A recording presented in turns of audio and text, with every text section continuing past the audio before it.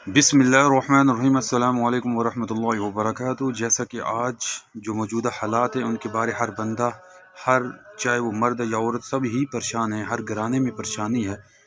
और वजूहात क्या है कि अभी हमने सोचा कि ये परेशानी जो अभी जिनसे हम लोग गुजर रहे हैं, महंगाई का रोना रो रहे हैं, और दूसरे मामला, बाज़ार में चीज़ें ख़रीदने जाएं इतनी महंगाई है, शॉपिंग सेंटर पे जाएं वहाँ पे महंगाई है, कस्टमर बाहर नहीं आ रहा। कभी हमने सोचा कि ये मामला ज़मीनी है या कि आसमानी।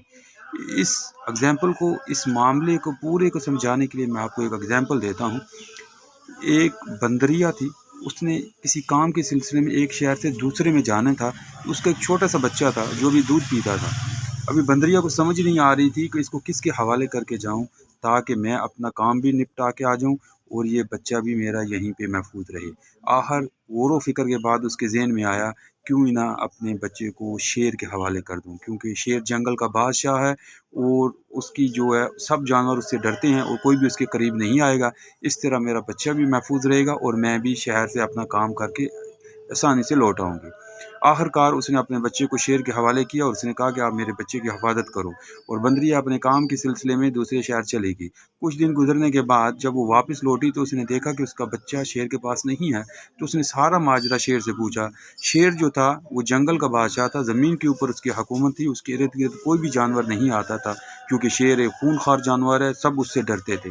मामला क्या हुआ, एक दिन शेर जहाँ पे भी जाता था अपने काम के लिए, वो बंदरिया के बच्चे को अपने ऊपर बैठा के लेके जाता था।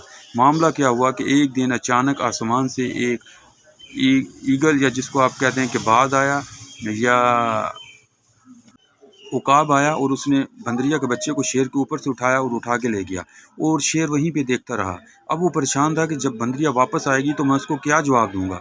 आखिरकार जब वो आई तो उसने बंदरिया ने उससे कहा, तू जंगल का बादशाह है, तेरे से सब जानवर डरते हैं, ज़मीन के ऊपर तेरी हुकूमत है, फिर क्या हुआ कि वो मेरा बच्चा जो है वो कोई चीज़ उठा के लेगी और अब तेरे पास कोई जवाब नहीं। उसने कहा, बड़ा प्यारा जवाब दिया। उसने कहा, मैं ज़मीन के ऊपर अगर कोई चीज़ होती तो उसके साथ तो लड़ लेता, ज़मीन के ऊपर तो मेरी ताकत है, लेकिन ये मामला आसमानी था।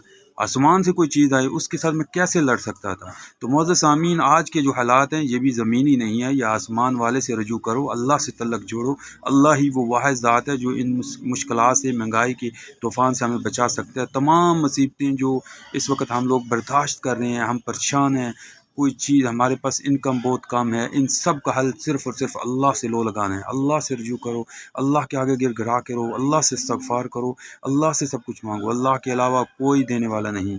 अगर अल्लाह राज़ी हो गया तो समझें बेड़ा पार है।